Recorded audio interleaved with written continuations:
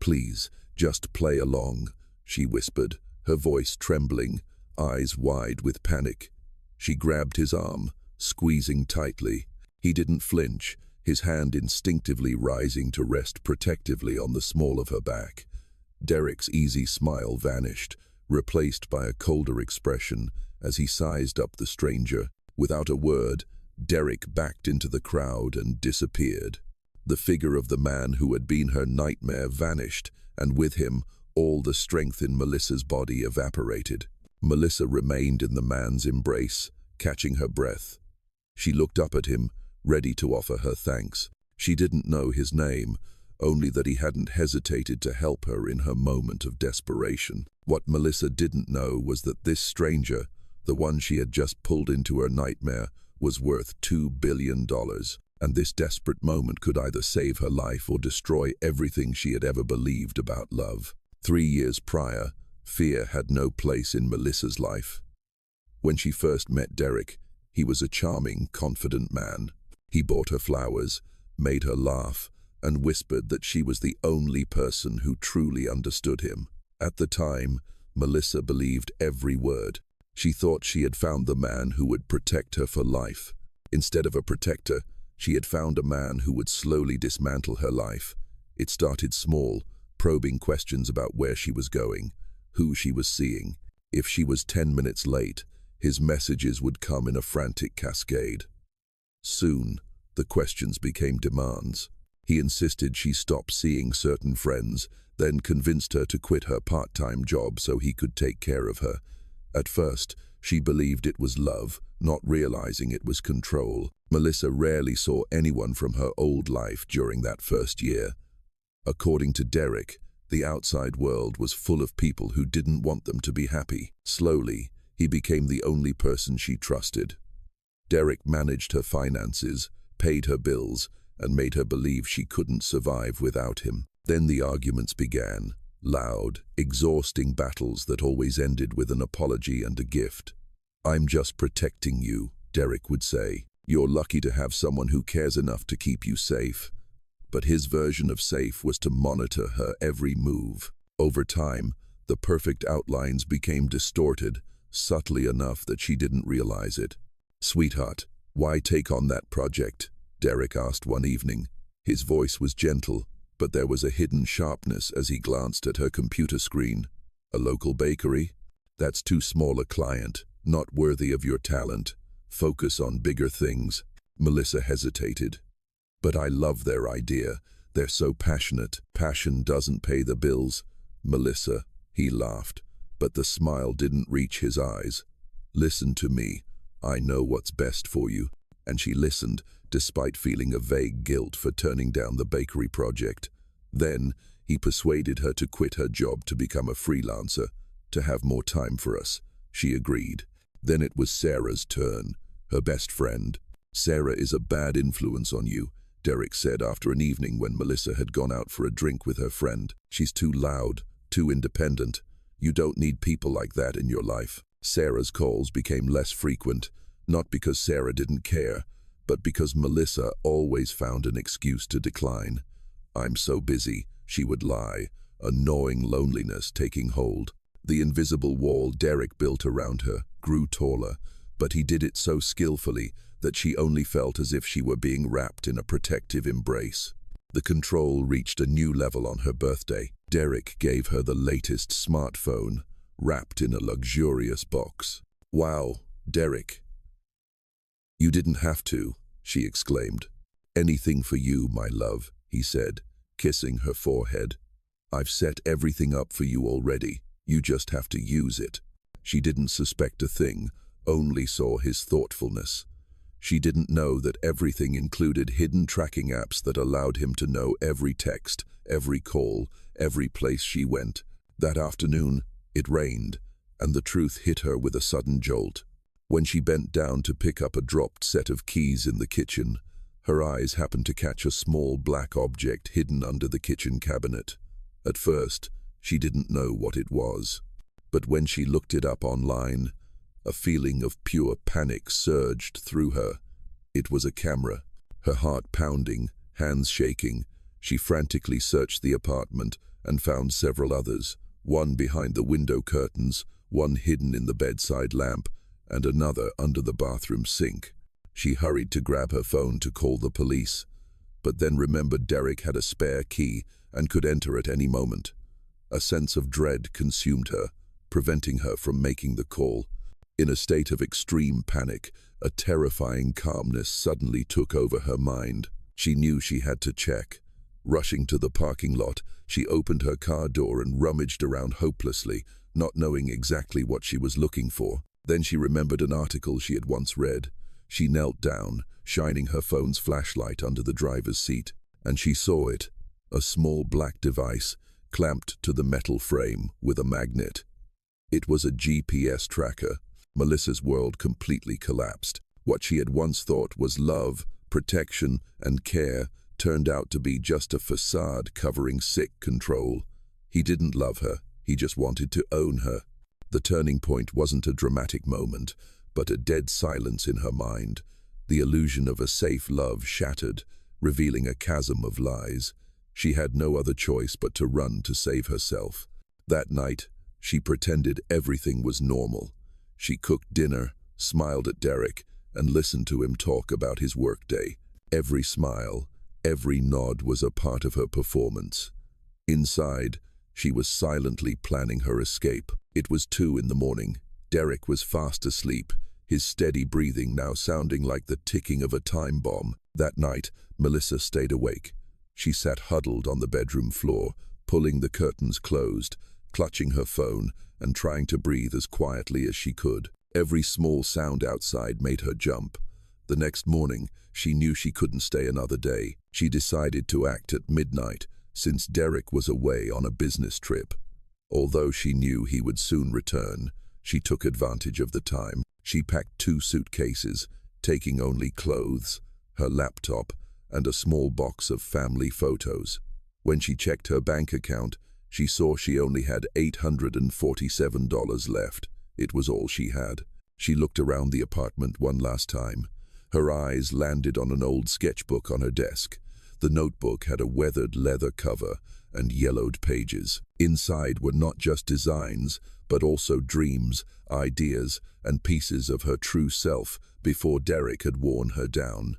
It was the one thing she couldn't leave behind. She tucked the notebook into her bag. As she drove out of the city, the darkness of the night was like her uncertain future. She had no plan, no idea where to go, with only one name in her head: Chicago, a city large enough for her to disappear. Her heart pounded as she loaded her luggage into the trunk. Every step to the car felt heavy, as if she were wading through a swamp. She drove for hours, constantly checking her rear-view mirror, terrified that a familiar car would appear behind her. And now, 6 months later, that nightmare had found her on Michigan Avenue. When the sun rose, she had reached Chicago. In the weeks that followed, Melissa tried to rebuild her new life. She rented a small apartment in a quiet neighborhood, took on freelance design work, and slowly allowed herself to believe she had truly escaped. She no longer jumped at every sound and could walk down the street without looking over her shoulder. Melissa told herself that Derek was gone forever. She didn't know how wrong she was. For 6 months, Melissa lived as if Derek were just a bad memory. She went to work with a coffee cup in hand, laughed with new clients over video calls, and let the city's vibrant sounds slowly fill the fearful void in her mind. Chicago offered her a sense of safety, busyness, and anonymity. Then, one morning on Michigan Avenue, that sense of peace vanished. She had just left a meeting with a local coffee shop owner to discuss a new menu design. The sun was warm, the street bustling with tourists, taking photos and shoppers. Melissa was in the middle of a crosswalk when she heard a familiar voice call out, "Melissa." Her legs froze. The voice was low, cold, and haunting. She slowly turned around and her stomach dropped. Derek was standing on the corner, less than 10 meters away. His hair was shorter, his clothes looked more stylish, but his eyes were the same, dark and calculating. For a moment, Melissa's legs were like lead. 1,000 questions flashed through her mind. How did he find me? Has he been following me this whole time? Has he been in Chicago all along? Derek started moving towards her, each step slow but confident, like a predator who knows its prey has no escape. Her heart hammered so hard she could feel it in her ribs. Around her, the flow of people continued, oblivious to the danger lurking nearby. In that moment, Melissa saw him.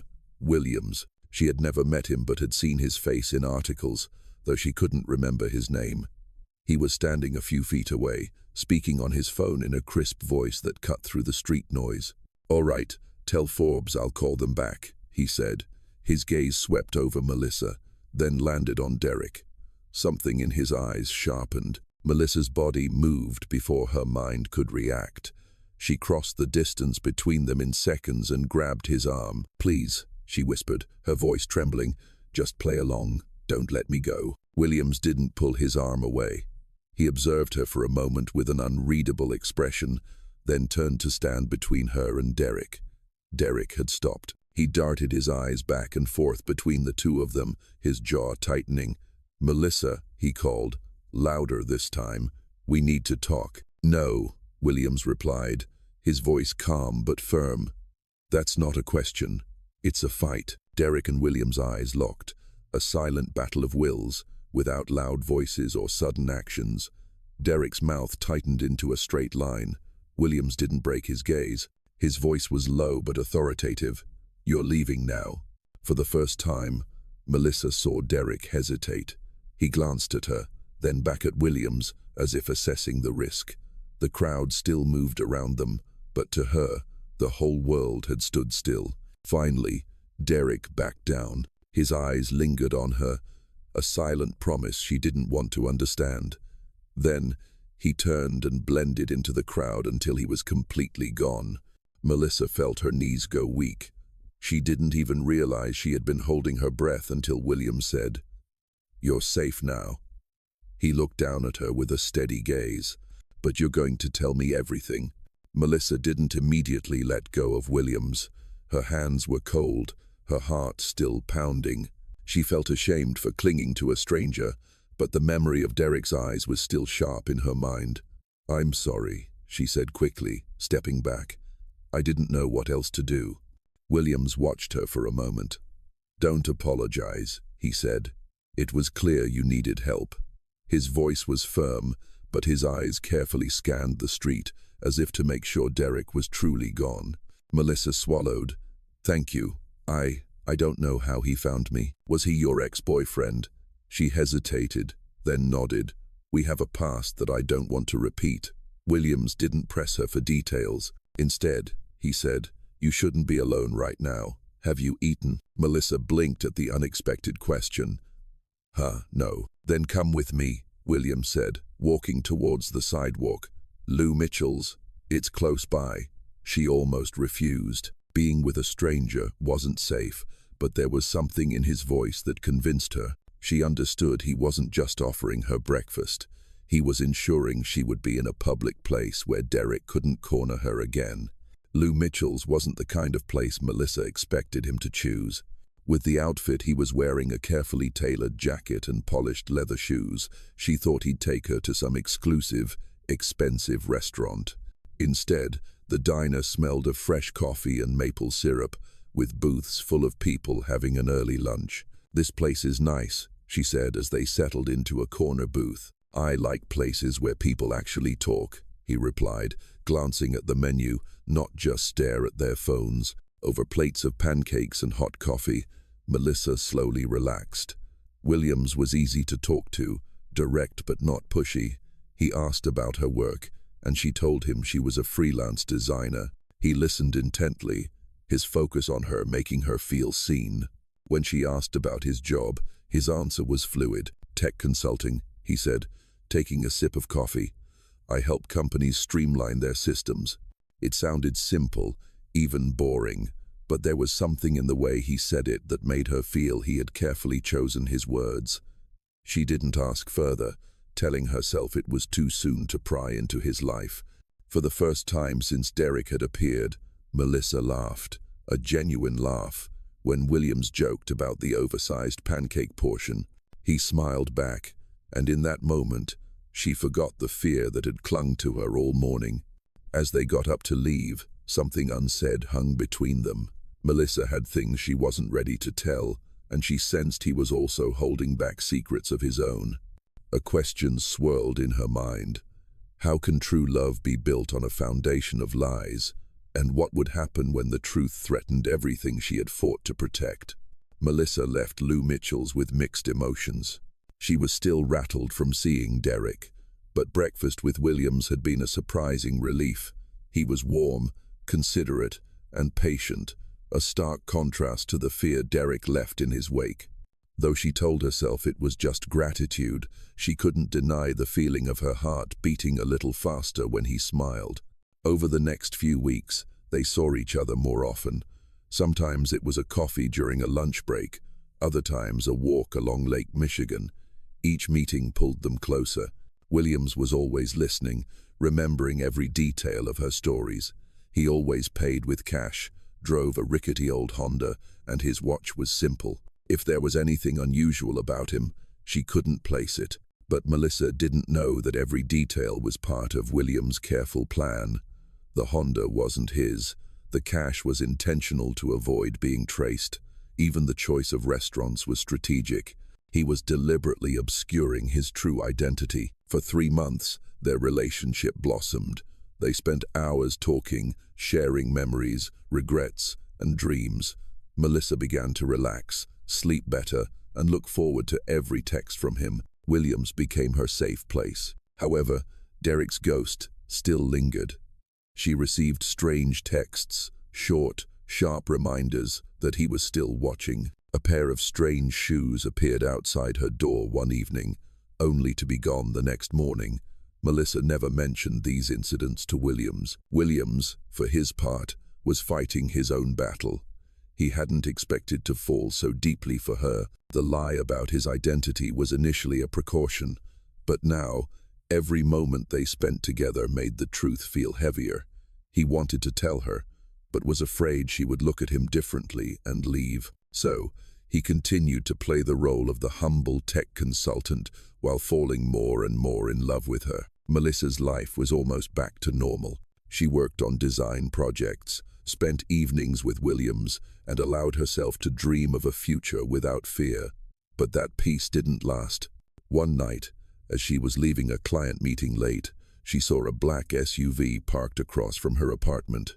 The engine was running, and although she couldn't clearly see the driver, a chill ran down her spine. She rushed inside and locked the door, telling herself it was just a coincidence. 2 days later, she found a single white rose taped to her door. There was no note. It was an old habit of Derek's, a way for him to demand her attention. Melissa's hands shook as she tore the rose down and threw it in the trash. Williams noticed Melissa's anxiety at their next meeting. "Are you okay?" he asked, watching her face. She forced a smile, just stressed about a deadline. But Williams had years of experience reading people. He knew she was hiding something. Still, he didn't push. He was afraid of pushing her too soon, that she would retreat, and he wasn't ready to lose her. For Williams, maintaining the lie was also getting harder. A week earlier, a business associate had spotted him at the small Italian restaurant where he and Melissa were having dinner. He had handled it quickly, but the moment of near exposure had left him unsettled. He couldn't risk Melissa knowing his real name or company. As for Melissa, she was fighting her own storm. On Friday evening, walking home, she heard footsteps behind her. She walked faster, and the footsteps quickened. When she reached her lobby, she turned around and saw a familiar figure disappear into an alley. Derek, her stomach clenched. He had found her again. She barely slept that night. The next morning, sitting across from Williams in a quiet coffee shop, she clutched her cup. She wanted to tell him, to beg for his help. But how could she? She didn't know the full truth about him, and a part of her was still afraid to depend too much on anyone. Williams noticed the tension in her shoulders and how she kept glancing toward the door. He reached across the table and placed his hand over hers. "Whatever it is, you don't have to face it alone," he said gently. Melissa's throat tightened. She wanted to believe him, but the same question lingered in both their minds. How much can you trust someone when neither of you is telling the whole truth? Melissa woke up to a cold laptop screen. The client file she had been working on for days was gone. She panicked, hitting the keys, holding the power button, but was met with a blank, unresponsive screen. The technician frowned, shaking his head and saying the hard drive had been fried. "You'll need a new one," he said. "You've lost some files." That word, lost, felt like a punch. Losing a week's worth of work could mean losing a client, and losing a client could mean not being able to pay rent. When she told Williams, her voice trembled. "I can't afford a new one right now. $400 is a lot when I live month to month." Williams reached across the table and squeezed her hand. "I can take care of it," he said, before she could even ask. "I'll get you a new drive." A wave of relief washed over her, both embarrassing and wonderful. He arranged everything, paid with cash, and drove off in his old Honda. He was the calm center she needed.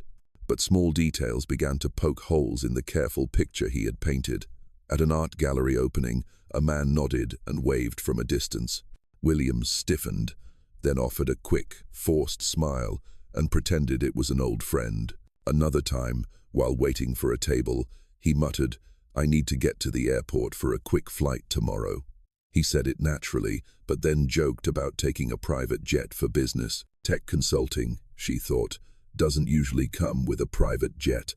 Then, at a cozy restaurant, when the bill came, Melissa saw the appetizer was $50, more than she usually spent in a week. Williams paid without looking at the total. He joked about the portion size, but a quiet suspicion had taken root. She tried to ignore these moments, telling herself they were harmless. Yet, the pieces didn't fit together. A humble man who drove an old Honda talked about private jets. One night, as she was packing for a project, she muttered, "Tech consulting doesn't pay this well." Williams looked up, meeting her eyes. He wanted to speak, but hesitated. Finally, he blurted out, "It's complicated." Melissa pressed him. "How complicated?" "I see things you don't tell me. You're greeted like you're important. You talk about private flights. It doesn't add up." Williams looked away, his face etched with guilt. "I was trying to protect you," he said softly. "I didn't want you to judge me before you saw me." "Judge what?" Melissa asked, both scared and angry. "The real you." "You didn't give me a chance to accept you," she said. "You made that decision for me." He reached out to hold her. "I was afraid. I thought if you knew, everything would change." The conversation should have been the start of honesty. Instead, his phone buzzed. He glanced at it and stiffened. "I'm sorry," he said, standing up. "I have to take this. It's Forbes. I promised them 5 minutes." Melissa watched him go, the unfinished words hanging between them. The moment vanished. When he came back, the door to the truth was shut. They smiled again and talked about lighter things. The pause became a pattern. Every time Williams came close to honesty, something intervened. Melissa couldn't tell if it was coincidence or avoidance. The doubt grew. One afternoon, the doubt turned into a fight. Melissa found a small contradiction in his story, an address that didn't match a meeting he said he had that day. "Why do you keep saying different things?" she asked, her voice sharp. "Why the borrowed car, the cash, the private jet jokes? If you're not telling me the truth, what do you want me to think?" William's face was strained.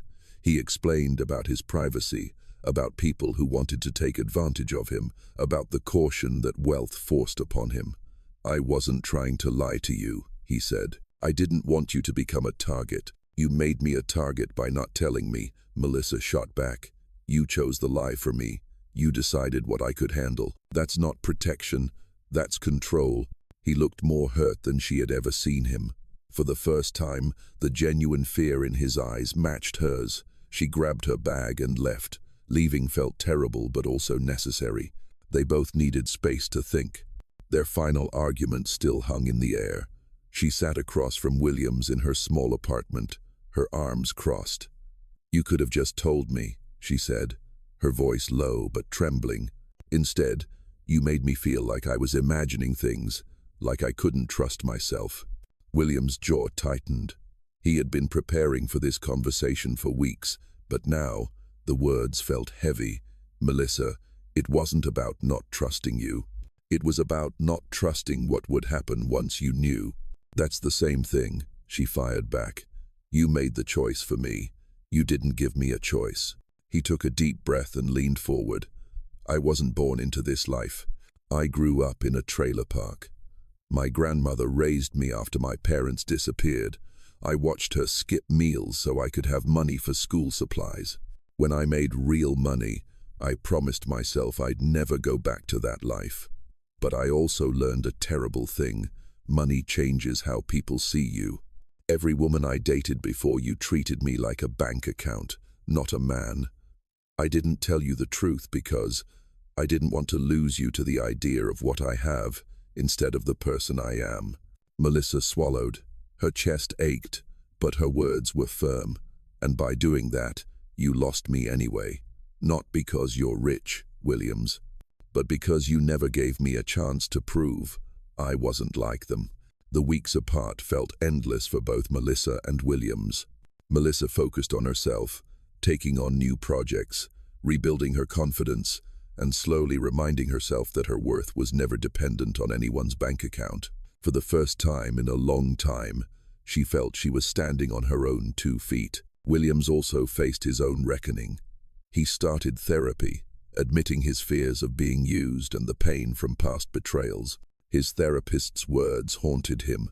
You can't demand trust if you don't give it first. One afternoon, Sarah, Melissa's best friend, showed up. He's not eating, Mel, Sarah said softly. He's not sleeping.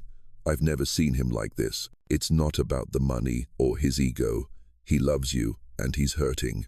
Melissa remained silent, but her chest ached. A week later, Williams called. I want to show you where I came from, he said. No suits, no city lights, just the truth. If you don't want to see me after that, I'll understand. Something in his voice told her this wasn't a performance. Against her better judgment, she agreed. They drove for hours to Detura, Illinois. The sun was setting when Williams turned into an old trailer park. He led her to a faded silver-blue trailer and knocked on the door. An older woman with kind eyes and silver hair opened it. Billy, she said warmly, pulling him into a hug. Over sweet tea and the smell of cornbread, his grandmother told stories Melissa had never heard. She talked about working 3 jobs, skipping her own dinners so he could have money for school supplies. This wasn't a story of a man born into privilege, but of a man who fought his way up from nothing, fueled by love and sacrifice. As they left, Williams said softly, Every time I thought about telling you the truth, I remembered the look in my ex-girlfriend's eyes. I didn't want to see that look in yours. Melissa looked at him, her voice steady. You didn't give me a chance to prove I wasn't like them. But now, I understand why. It wasn't forgiveness, but it was a beginning. From that day on, they started over, this time with no secrets. Things were slower, gentler. They talked about fears and dreams without hiding. Williams continued therapy and Melissa continued to build her career. But they met in the middle, both on solid ground and choosing each other, not out of need, but out of love. Melissa and Williams were slowly rebuilding trust when Derek attacked again. This time, he went for her livelihood. One Monday morning, she woke up to panicked emails from clients. Derek had created fake social media accounts, spreading lies that she was unprofessional and had stolen work from others. He had also contacted gossip blogs, hinting at a scandal involving her and a wealthy man, Williams. Her hands trembled as she read the comments. The old fear rushed back. When Williams found out, his face turned dark. Melissa, I can ruin him, he said firmly. I have the lawyers and the resources to destroy Derek for good. One call, that's all it takes. Melissa looked at him, tempted. It would be so easy to let him handle it. But deep down, she knew this was her moment to prove she didn't need to be saved. No, she said, her voice steady. If I let you fight this for me, I'll always feel like I'm hiding behind you. This time, I'll deal with it myself.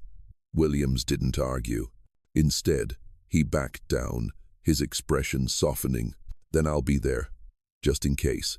The next afternoon, Melissa walked into Derek's office building.